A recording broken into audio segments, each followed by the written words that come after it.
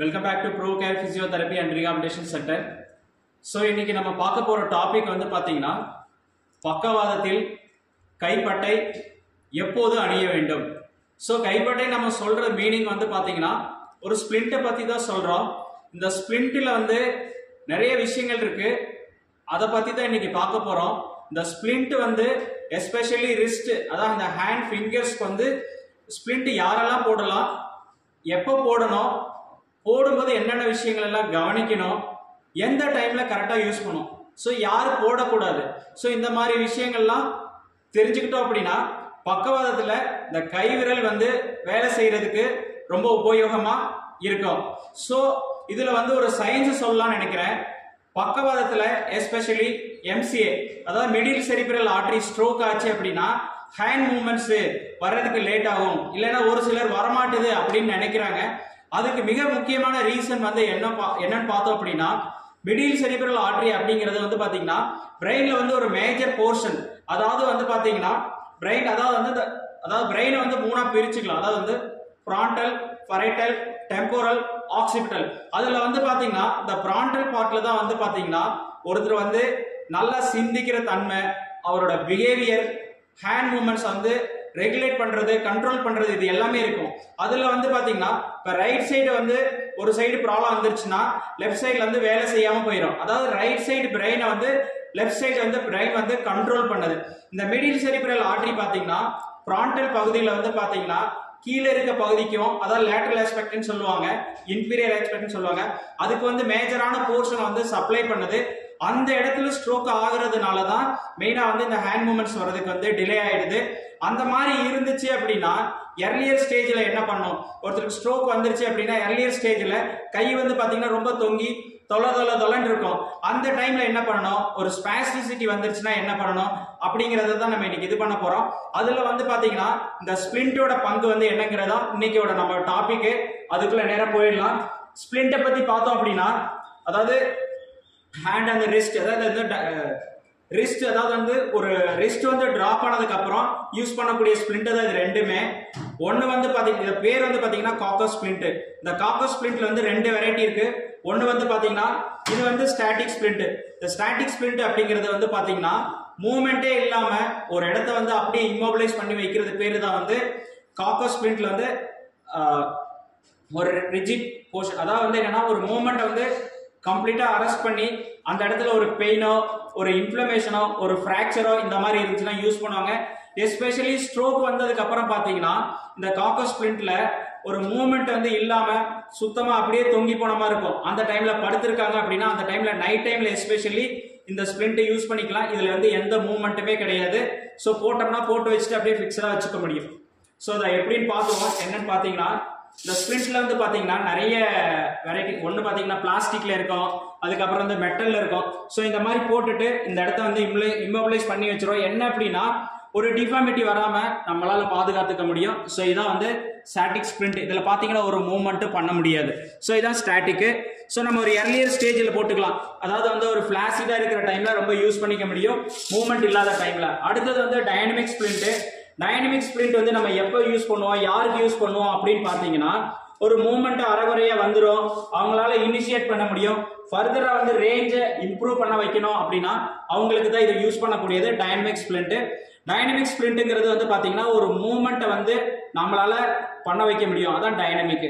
So இந்த dynamic splint வந்து பாத்தீங்கன்னா இப்ப பாத்தீங்கன்னா இவங்களுக்கு வந்து ஒரு எம்சிஏ ஸ்ட்ரோக், இப்ப இவங்களுக்கு ஸ்ட்ரோக் ஆகி ஒரு 4 months ஆகுது.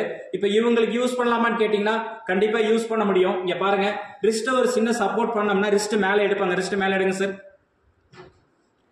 ஸோ இவங்களுக்கு வந்து கண்டிப்பா டைனமிக் ஸ்பிளிண்ட் வந்து சப்போர்ட் பண்ணும். என்ன ரீசன்னா ஒரு எக்ஸசைஸ் பண்ணிட்டு ரொம்ப நேரம் வந்து நைட் டைம்ல ரெஸ்ட்ல இருப்பாங்க. அந்த டைம்ல பாத்தீங்கன்னா திருப்பி கை கீழே போயிடும். அப்படி கீழே போகாம இருக்கிறதுக்காக தான் இந்த டைனமிக் ஸ்பிளிண்ட்.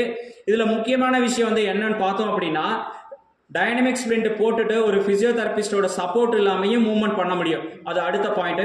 அதுக்கு அடுத்த விஷயம் வந்து என்னன்னு பாத்தீங்கன்னா இந்த மாதிரி ஸ்பிளிண்ட், அது ஸ்டாட்டிக்கா இருக்கலாம், டைனமிக்கா இருக்கலாம், இந்த மாதிரி ஸ்பிளிண்ட் எல்லாம் யூஸ் பண்ணும்போது பாத்தீங்கன்னா ப்ராப்பரா ஒரு பிசியோதெரபிஸ்டோட அட்வைஸ்ல ப்ராப்பரான சைஸ் இதெல்லாம் கரெக்டா செலக்ட் பண்ணி போடணும். ஏன் அப்படின்னா ஸ்பிளிண்ட் போடும்போது கவனிக்க வேண்டிய விஷயம் வந்து என்னன்னு பாத்தீங்கன்னா தப்பான ஒரு ஸ்பிரிண்ட் போட்டோம்னா டிஃபார்மிட்டிக்கு அதுவே காரணமாயிடும். இல்லை அப்படின்னா அதுக்கு அடுத்த விஷயம் என்னன்னா ஃப்ரிக்ஷன் ஜாஸ்தி ஆயிடுச்சுன்னா அந்த இடத்துல வந்து பெட் சோறு புண்ணு வர்றதுக்கான சான்சஸ் நிறைய இருக்கு. எப்போதுமே ஒரு ஸ்பிரிண்ட் போடும்போது கவனிக்க வேண்டிய விஷயம் வந்து என்னன்னு பார்த்தீங்கன்னா அவங்களுக்கு ஸ்வெட் ஆகுற மாதிரி இருந்துச்சு அப்படின்னா அந்த இடத்த நல்லா கம்ப்ளீட்டா கிளீன் பண்ணி ஹேண்ட் வாஷ் பண்ணிட்டு அதுக்கப்புறம் ஒரு காட்டன் வச்சுட்டு அதுக்கப்புறம் தான் ஸ்பிரிண்ட் போடுறது ஒரு கரெக்டான ப்ரொசீஜர். எஸ்பெஷலி நான் வந்து ஸ்ட்ரோக்கை மட்டும் தான் பேசிட்டு இருக்கேன். இந்த இடத்துல ஃப்ராக்சரை பத்தி நான் பேசவே இல்லை. எஸ்பெஷலி இந்த பேசுற விஷயங்கள் எல்லாமே ஸ்ட்ரோக் பேஷண்ட்ஸ்க்கு மட்டும்தான். ஸோ அந்த மாதிரி இருந்துச்சுன்னா ஹேண்ட் வாஷ் பண்ணிட்டு போட்டுக்கணும். ஒரு ஸ்பிரிண்ட் வந்து மோர் தென் ஒரு 4 ஹவர்ஸ்க்கு மேலே இருந்துச்சுன்னா மினிமம் கொஞ்சம் நேரம் கலட்டி கொஞ்சம் ரெஸ்ட் கொடுத்துட்டு திருப்படியும் போட்டுக்கலாம். தூங்குற டைம்ல போடுற மாதிரி இருந்துச்சுன்னா ஏதாவது ஒரு கிளவுஸ் மாதிரி போட்டுட்டு அதுக்கப்புறம் ட்ரை பண்ணலாம். எஸ்பெஷலி நைட் டைம்ல பண்றதுக்கு யூஸ் ஆகும். டே டைம்ல வந்து பாத்தீங்கன்னா ஆல்மோஸ்ட் பிசியோதெரபியில் இருக்கிறதுனால கலட்டி வச்சுக்கலாம். ஒரு சிலர் வந்து பிசியோதெரபி நான் கம்மியா தான் பண்றேன் அப்படின்னா அவங்க வந்து பாத்தீங்கன்னா டே டைம் ஃபுல்லா போட்டுட்டு மூவ்மெண்ட் பண்றதுக்கு ரொம்ப சப்போர்ட்டிவா இருக்கும். ப்ராப்பரான சைஸை செலக்ட் பண்ணி கரெக்டாக போட்டிங்கன்னா ரொம்ப யூஸ்ஃபுல்லாக இருக்கும். ஸோ இந்த அடுத்து வந்து பார்த்தீங்கன்னா இந்த ஸ்பிரிண்ட்ல இன்னும் கவனிக்க வேண்டிய விஷயம் என்னன்னு பார்த்தீங்கன்னா ஒரு ஸ்பிரிண்ட் ஸ்டாட்டிக்ல போடும்போது எந்த விதமான இதுவும் நமக்கு தேவையில்லை. ஆனால் அந்த டைனமிக் ஸ்பிரிண்ட் போடும்போது நிறைய விஷயங்கள் கவனிக்கணும்.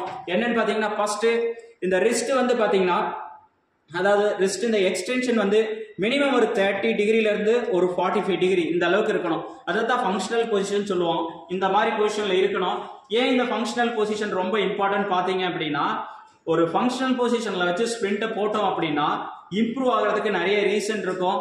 ப்ராப்பரான அலைன்மெண்ட் மெயின்டைன் ஆக முடியும். அதுக்கப்புறம் அந்த பர்டிகுலர் ரேஞ்சில் மெயின்டைன் ஆகும்போது நமக்கு வந்து ஹேண்ட் வந்து ஃபங்க்ஷன் இம்ப்ரூவ் ஆகிறதுக்கு ரொம்ப ஹெல்ப் பண்ணும். அதுக்கு அடுத்த விஷயம் என்னன்னா நம்ம இந்த ஸ்பிரிண்ட்லேயே வந்து ரேஞ்ச் ஆஃப் மோஷனை ஜாஸ்தி பண்ணிக்க முடியும். இதுதான் வந்து ஃபங்க்ஷனல் பொசிஷன்ல வந்து ஸ்பிரிண்ட் போடுறது ரொம்ப முக்கியம்.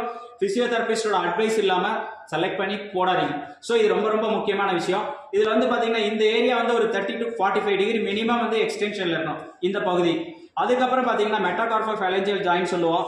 இந்த ஏரியா வந்து மினிமம் ஒரு 70 டிகிரில இருந்து 90 டிகிரி வரைக்கும் எக்ஸ்டென்ஷன் இருக்கணும். அதுக்கப்புறம் இந்த பாத்தீங்கன்னா IP joint proximal and distal IP joints பாத்தீங்கன்னா இந்த லாஸ்ட் இந்த டிஸ்டல் ஐபி ஜாயிண்ட் பாத்தீங்கன்னா மினிமம் ஒரு 5 டிகிரியாவது ஃபிளெக்ஷன் இருக்கணும். இந்த ஜாயிண்ட்டுக்கு பாத்தீங்கன்னா மினிமம் ஒரு 10 டிகிரியாவது ஃபிளெக்ஷன்ல இருக்கணும். அப்படி இருந்து மூவ்மெண்ட் பண்ணும்போது தான் எந்த விதமான காம்ப்ளிகேஷனும் வராம ஸ்பிரிண்ட் வந்து 100% வந்து நல்ல எஃபிஷியன்ட்டா இருக்கும். நமக்கு அதுல இருந்து ரெக்கவரி ஆகிறதுக்கு நிறைய ஹெல்ப் பண்ணும். அதுக்கு அடுத்த விஷயம் இந்த வெப் ஸ்பேஸை வந்து நிறைய டைம் நான் ஸ்ட்ரெச் பண்ணணும் வெயிட் பேரிங் பண்ணணும்னு சொல்லியிருக்கேன். இந்த வெப் ஸ்பேஸ்ல வந்து பாத்தீங்கன்னா முக்கியமான விஷயம் இந்த தம்பு வந்து பாத்தீங்கன்னா இந்த மாதிரி உள்ள இருந்துச்சுன்னா வெளியில அட்ராக்ஷன்ல இழுத்து வச்சு போடணும். ஸோ இதுதான் வந்து ஒரு ஸ்பிரிண்ட்ல கவனிக்க வேண்டிய விஷயங்கள். இது எல்லாத்தையும் கரெக்டா நம்ம சூஸ் பண்ணிட்டு நம்ம பிசியோதெரபியை ப்ராப்பரா பண்ணோம்னா அது எந்த விதமான ஸ்ட்ரோக்கா இருந்தாலும் சரி கண்டிப்பா அதுல இருந்து வெளியில வந்துட முடியும். அடுத்த விஷயம் இந்த டைனமிக் ஸ்பிரிண்ட் போடுறது பாத்தீங்கன்னா ரொம்ப கவனமாகவும் கேர்ஃபுல்லாகவும் போகணும்.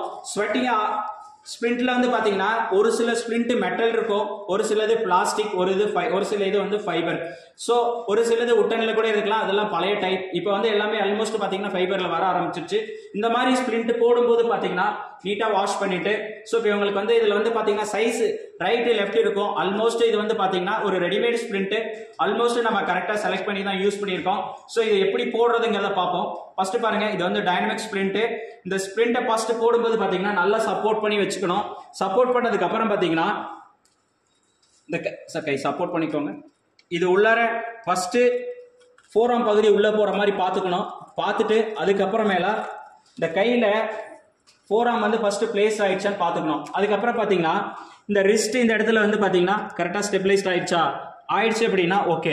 ஸோ நம்ம ஆல்மோஸ்ட் ஓரளவுக்கு கரெக்ஷன் பண்ணிட்டோம். அதுக்கப்புறம் வந்து பாத்தீங்கன்னா இந்த எம்சிபி ஜாயிண்ட்டை வந்து சப்போர்ட் பண்றதுக்கு பாத்தீங்கன்னா இங்க பாருங்க ஒரு ரிஜிட் ஸ்ட்ரக்சர் இருக்கு. இந்த ஸ்ட்ரக்சர் உள்ளார விரல்ல வந்து ஜென்ட்லா அப்படி பிடிச்சிட்டோம்னா அழகா உள்ளார வந்துடும். அதுக்கப்புறம் இந்த பகுதியை சப்போர்ட் பண்ணி மேலே போட்டுற வேண்டியதான். ஸோ இந்த இதில் வந்து பார்த்தீங்கன்னா இந்த இடம் இருக்க வேண்டிய இடம் வந்து இந்த எம்சிபி ஜாயிண்ட்ல கரெக்டாக இருக்கணும். அதான் மெட்டாகார்போஃபேலஞ்சியல் ஜாயிண்ட் சொல்லுவோம். இந்த இடத்துல கரெக்டாக வந்துடும். ஸோ இப்போ பாருங்க, நம்ம எதையுமே இன்னும் டைட் பண்ணல. டைட் பண்ணுறதுக்கு முன்னாடி பார்த்தாவே தெரியும் ஸோ இதில் என்ன பண்ணுறோங்கிறது. ஸோ நான் சொன்னேன் ஏன் இந்த மாதிரி டைனமிக் ஸ்பிரிண்ட்டை யூஸ் பண்ணுறோம் அப்படிங்கிறத நான் சப்போர்ட் பண்ணதுக்கப்புறம் பண்ணாங்க. இப்போ அதே மூமெண்ட் இங்கே பார்க்க முடியும். சார் கீழே தள்ளுங்க சார், கீழே தள்ளுங்க நல்லா. எஸ், இப்போ பார்த்தீங்கன்னா ஆட்டோமேட்டிக்காகவே ரெஸ்ட் எக்ஸ்டென்ஷனுக்கு மேலே வந்துடும். இந்த ஸ்ப்ரிங் பார்த்தீங்கன்னா அதுவே மேலே கொண்டு வந்துடும். இன்னொரு தடவை தள்ளுங்க சார். வெரி குட், மேலே எடுங்க சார். சார் இந்த ஸ்ப்ளிண்ட் போட்டதுக்கும் போடாமல் இருந்ததுக்கு என்ன வித்தியாசம் நீங்கள் ஃபீல் பண்ணுறீங்க சொல்லுங்கள் சார். சார் இது வந்து வித்தியாசமாக போடணும் சார். இல்லை என்ன நீங்கள் என்ன ஃபீல் பண்ணுறீங்கன்னு சொல்லுங்கள். சரி நம்ம இல்லை நீங்கள் என்ன ஃபீல் பண்ணுறீங்கன்னு சொல்லுங்கள். நான் உங்கள்கிட்ட இதெல்லாம் சொல்லவே இல்லை. ஏன்னா நீங்கள் என்ன ஃபீல் பண்ணுறீங்களோ அது ஒரு அவேர்னஸாக இருக்கணும். அதுக்காக தான் நான் சொல்கிறேன். இது இல்லாமல் பண்ணுறதுக்கு இதை போட்டு பண்ணுறதுக்கு என்ன ஃபீல் பண்ணுறீங்க? சார் இது போட தான் சார் கையில் தொட்டிங்க. ஓ அப்படி இல்லை. Okay right. ஓகே நீங்கள் சொல்கிற பாயிண்ட் தப்பு. பட் பரவாயில்ல. பட் என்ன அப்படின்னா விஷயம் என்னன்னு பார்த்தீங்கன்னா அவரை தானாக வந்து ரிஸ்ட்டை வந்து ஃப்ளெக்ஸ் பண்ணும்போது அவருக்கு பண்ணுறதுக்கு சிரமமாக இருக்கும். அதை நான் கடைசியாக காட்டித்தரேன்.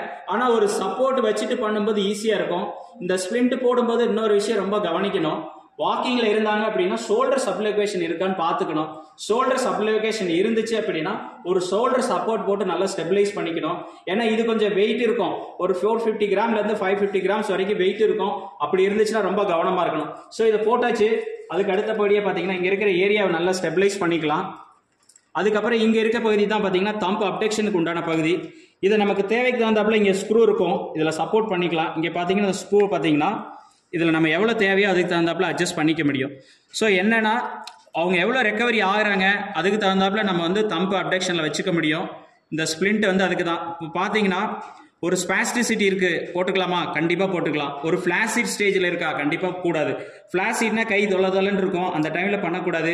எஸ்பெஷலி ஸ்பாஸ்டிக் டைமில் வந்து பார்த்தீங்கன்னா பண்ணிட்டீங்கன்னா ரொம்ப ஈஸியாக இருக்கும், யூஸ்ஃபுல்லாகவும் இருக்கும். அதுக்கப்புறமேல ஒரு ஆப்ரேட்டட் இந்த மாதிரி ஒரு ஹேண்ட் சர்ஜரி. ஸோ ஏன் இந்த பாயிண்ட்ஸ்லாம் சொல்கிறேன் அப்படின்னா ஒரு சிலர் வந்து ஹேண்டில் ஏதாவது சர்ஜரிஸ் பண்ணியிருப்பாங்க. அவங்களுக்கு வந்து மூவ்மெண்ட் அலோவ் பண்ணியிருந்தாங்கன்னா இந்த மாதிரி டைனமிக் ஸ்ப்ளிண்ட் யூஸ் பண்ணிக்க முடியும். அதுக்கு அடுத்தபடியே இந்த ஃபிங்கர்ஸ் பார்த்தீங்கன்னா இங்கே ஒவ்வொன்றுக்கும் ஒரு இது கொடுத்துருக்காங்க ஃபிங்கருக்கு. ஸோ அதில் வந்து ப்ராப்பராக எடுத்து வச்சுக்கலாம். இந்த மாதிரி பார்த்தாலே தெரியும் பாருங்கள், ஒவ்வொரு ஃபிங்கருக்குமே இருக்குது. ஸோ இங்கே வந்து பார்த்தீங்கன்னா இந்த ஸ்ப்ரிங்கு வந்து நல்லா சப்போர்ட்டிவாக இருக்கும். இந்த ஸ்ப்ரிங்கு பார்த்தீங்கன்னா நல்லா ஸ்ட்ராங்காக இருக்கும். ரெண்டாவது வந்து ஃபிங்கர்ஸ் ஏன் இந்த ஃபிங்கர்ஸ்க்கு கொடுக்குறோன்னா ஃபிங்கர் ஒரு 5 to 10 டிகிரி ஃப்ளெக்ஷனில் இருக்கும்போது மூவ்மெண்ட் இனிஷியேட் ஆகிறது ஹெல்ப் பண்ணும். அதுக்கு தான் ஃபங்க்ஷனல் பொசிஷனை பற்றி நம்ம சொல்லியாச்சு. அதுக்கு அடுத்தபடியே பார்த்தீங்கன்னா தம்பு வந்து பார்த்தீங்கன்னா அப்டெக்ஷனில் இருந்துச்சு அப்படின்னா ரொம்ப ஈஸியாக மூவ்மெண்ட் ரெக்கவரி ஆகிறதுக்கு ரொம்ப ஹெல்ப் பண்ணும். ஸோ இதுதான் இவங்களோட பொசிஷன். ஸோ இதை போட்டுட்டு நல்லா டைட் பண்ணிடலாம். டைட் பண்ணதுக்கப்புறம் அவங்களோட மூவ்மெண்ட்டை பார்க்க முடியும் நம்மளால் நல்லாவே. Very good. ஸோ இங்கேயும் சப்போர்ட் பண்ணிடலாம். சப்போர்ட் பண்ணதுக்கப்புறம் ஓகே. இப்போ வந்து உங்களோட மூவ்மெண்ட்டை இது பண்ணுங்க சார். கீழே அழுத்துங்க. Very good. இப்போ பாருங்கள். Very good. தள்ளுங்க சார் நல்லா. ஸோ இந்த மூவ்மெண்ட்டை நம்மளால் பார்க்க முடியும். இப்போ பாருங்கள், இதே ஸ்ப்ளிண்ட்டை கலட்டிட்டு போட்டு தரேன். இவங்களுக்கு யூஸ்ஃபுல்லாக இருக்கும். Very good. சூப்பர். இன்னும் கொஞ்சம் அழுத்துங்க சார். ஸோ இப்போ எவ்வளோ தூரம் போகுது பாருங்கள். ரிஸ்ட் மூவ்மெண்ட் வந்து இம்ப்ரூவ் ஆகும். ஒரு ஹேண்ட் மூவ்மெண்ட்ஸ் வர்றதுக்கு நம்ம நிறைய டைம் சொல்லியிருக்கோம். ரிஸ்ட் மூவ்மெண்ட் நல்லா இருந்துச்சுன்னா கண்டிப்பாக ஃபிங்கரில் இருக்கிற ஒவ்வொரு மூவ்மெண்ட்டையும் வேலை செய்ய வச்சிட முடியும். ஒரு ஃபிங்கர் வேலை செய்கிறதுக்கு ரிஸ்ட் மூவ்மெண்ட்ஸ் வராமல் ஃபிங்கரை வேலை செய்ய வைக்க முடியாது. அதை உங்களுக்கு இப்போ இந்த ஸ்ப்ளிண்ட் மூலியமா காட்டுறோம். நெக்ஸ்ட் இப்போ வந்து ஸ்ப்ளிண்ட்டை கலட்டியாச்சு. ஸ்ப்ளிண்ட்டை கலட்டினதுக்கு அப்புறம் பார்த்தீங்கன்னா இந்த மூவ்மெண்ட் பாருங்க. ரெஸ்ட் எடுங்க சார். Very good. ஸோ இந்த எடுக்கிற டைம் வந்து பார்த்தீங்கன்னா ஒரு 5 to 7 செகண்ட்ஸ் எடுக்கும். அதே ஸ்ப்ளிண்ட்டோட சப்போர்ட்ல எடுக்கும்போது பார்த்தீங்கன்னா ரொம்ப குயிக்காக எடுத்தாங்க. ஸோ இதுதான் வித்தியாசம். ஸோ ஸ்ப்ளிண்ட் வந்து டைனமிக் ஸ்ப்ளிண்ட் வந்து ஒரு ரேஞ்ச் இம்ப்ரூவ் ஆகிறதுக்கு கண்டிப்பாக சப்போர்ட்டிவாக இருக்கும்.